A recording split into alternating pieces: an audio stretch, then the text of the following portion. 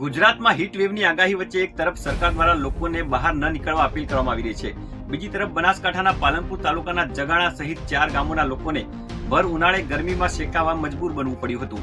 આવો જાણીએ આ લોકોને ગરમીથી બચવા માટે કેમ મજબૂર બનવું પડ્યું આ રિપોર્ટમાં।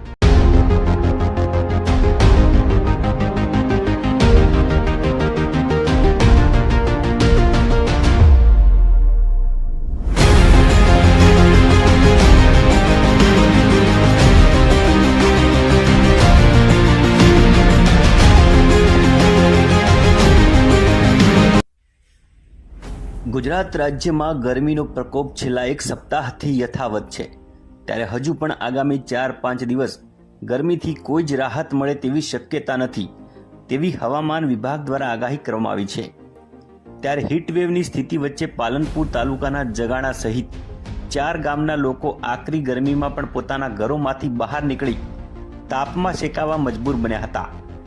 કોઈ ગામના ચોરે વૃક્ષનો છાંયડો શોધવામાં જોતરાયું તો કોઈ દુકાનોમાં છાપા વડે પંખો બનાવી ગરમીથી બચવા પ્રયાસો કરતા જોવા મળ્યું હતું। પાલનપુર તાલુકામાં વીજ કંપનીની આડોડાઈના કારણે પાલનપુર તાલુકાના 4 ગામો ગરમીથી પરેશાન બન્યા હતા। અંગ દઝાડતી 45 ડિગ્રી ગરમીમાં પાલનપુર તાલુકાના જગાણા સહિત આજુબાજુના 4 ગામોમાં 12 કલાક જેટલો લાઇટ કાપ આપી દેવામાં આવ્યો હતો, જેને લઈ આખું ગામ ઘરની બહાર નીકળી અને ગામમાં આવવા માટે મજબૂર બની ગયું હતું। સવારે 6 વાગ્યાથી લાઇટ જવાના કારણે ગ્રામજનોએ પાણી ભરવા સહિતના રોજિંદા કામો પણ કરી શક્યા ન હતા અને આકરી ગરમીમાં લોકો આમથી તેમ ગરમીથી બચવા ભટકતા જોવા મળ્યા હતા। આ મામલે રોષે ભરાયેલા લોકોએ કેવી હૈયા વરાળ ઠાલવી, આવો તે પણ સાંભળીએ। બાજુ તમે ઓરેન્જ એલર્ટ જાહેર કરો છો અને એક બાજુ 12 કલાક વીજળીનો કાપ આપો છો। હું આશા રાખું છું કે સત્વરે લાઇટ આવે। જગાણા ગામની આજુબાજુના 10થી 12 ગામોમાં લાઇટ નથી અને અત્યારે એવી પરિસ્થિતિ છે કે એવરી ડે અમે લોકાચારે જઈએ છીએ, એક મોત પડેલું જ હોય છે દરેક ગામમાં। આ ગરમીનું કારણ છે અને સરકાર જ્યારે ઇલેક્શન વોટ લેવાના હોય છે ત્યારે ફૂલ લાઇટ આપે છે અને જ્યારે ઇલેક્શન પૂરું થઈ જાય એટલે લાઇટે ક્યાં જાય છે અને સરકારે ક્યાં જાય છે હજી સુધી મળી જ નથી સરકાર।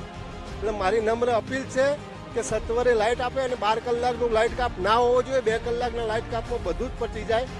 ધીરે ધીરે ભલે દિવસનો 2 કલાક લાઇટ કાપ આપે તો ચાલે, પણ આખા દિવસનો 12 કલાકના લાઇટ કાપમાં પબ્લિક ખૂબ હેરાન થાય છે। અત્યારે ગામમાં કોઈ ઘરે બેસી શકે એમ નથી, પ્લસ વૃક્ષારોપણ ઓછું હોવાના કારણે લોકો સોયડા માટે પણ તડપી રહ્યા છે। તો કૃપા કરીને સત્વરે લાઇટ મળે અને આવા બપોરના સમયે જ્યારે હીટ વેવની આગાહી હોય એ સમયે પબ્લિકનું અને નાગરિકોનું શું થાય એને ધ્યાન રાખવાની ખરેખર જવાબદારી સરકારની છે। સરકારને કોઈ બી સમારકામ કરવું હોય તો એ શિયાળામાં થઈ શકે અને ટૂંકા સમયગાળામાં કરી શકે છે। હવે 12 કલાકના લાઇટ કાપમાં લોકો ત્રાહિમામ અને હેરાન થઈ ગયા। આજે જો સમગ્ર ગામ એક જગ્યાએ ગોધરા એ બી આ સાયડાના નીચે છે, કદાચ આ સાયડો ન હોય તો કેટલી મુશ્કેલી થાય એ અમે અનુભવીએ છીએ। એટલે સરકારને રિક્વેસ્ટ છે, લાઇટ કાપ કરવો હોય તો શિયાળામાં કરો, સમારકામ કરવું હોય તો શિયાળામાં કરો, ઉનાળામાં આવી કાળઝાળ ગરમીમાં। અને એ બી તમે હીટ વેવની આગાહી ઓરેન્જ એલર્ટ આપ્યા એ જ દિવસોમાં આ કાર્ય કરવાથી કોઈ ફાયદો મને દેખાતો નથી।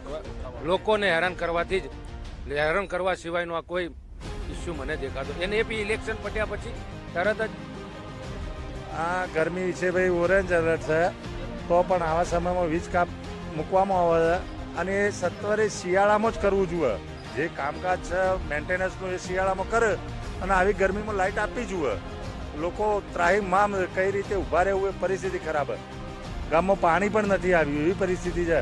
સવારે વહેલા લાઇટ કાપ કરી દીધો તો લોકોને પાણી ભરવાનો પણ બાકી છે। એટલે આ સરકારને અમારી નમ્ર અપીલ છે કે ગરમીની ઋતુમાં લાઇટ કાપ ના આપવો જોઈએ। પાલનપુર તાલુકાના જગાણા સહિત આસપાસના 4 જેટલા ગામોમાં વીજ કંપની દ્વારા 12 કલાકનો લાઇટ કાપ આપવામાં આવ્યો છે, એટલે કે સવારે 6 વાગે લાઇટ બંધ થઈ ગઈ હતી અને તેને કારણે લોકોને પીવાનું પાણી અથવા તો તેમના રોજિંદા કામો પણ થઈ શક્યા ન હતા। જ્યારે ગરમીનો પારો વધતો જાય છે અને આજે ઓરેન્જ એલર્ટની પણ આગાહી આપવામાં આવી છે, જેને કારણે લોકો હવે ગરમીથી બચવા માટે ઘરની બહાર નીકળી અને ગામમાં આવી ગયા છે। ગ્રામજનોનું કહેવું છે કે જો વીજ કંપનીએ તેમના મેન્ટેનન્સના કામ કરવા હોય તો ઠંડા દિવસમાં અથવા શિયાળામાં કરવા જવા જોઈએ, આવી અંગ દઝાડતી ગરમીમાં જો લાઇટ ન હોય તો લોકોની હાલત શું થાય તે વીજળી ખાતાને કોણ સમજાવે, તેમણે જાતે જ સમજી લેવું જોઈએ. મહત્વનું છે કે રાજ્યમાં એક તરફ સરકારે ગાઈડલાઈન બહાર પાડી છે કે કામ સિવાય ઘરની બહાર નીકળવું નહીં, ત્યારે તંત્ર જ લાઇટ કાપી નાખતું હોય તો લોકો ઘરની બહાર નીકળવા માટે મજબૂર થવું પડે તેવા દ્રશ્યો આ ગામોમાં જોવા મળ્યા છે. જેથી મેન્ટેનન્સનું કામ ત્વરિત કરી અને લાઇટ આપવામાં આવે, તેમજ ભવિષ્યમાં પણ જો મેન્ટેનન્સનું કામ કરવાનું થાય તો એ ઠંડીના દિવસોમાં કરવામાં આવે તેવી માંગ સાથે લોકોએ વીજ કંપની અને સરકાર સામે આક્રોશ ઠાલવ્યો છે.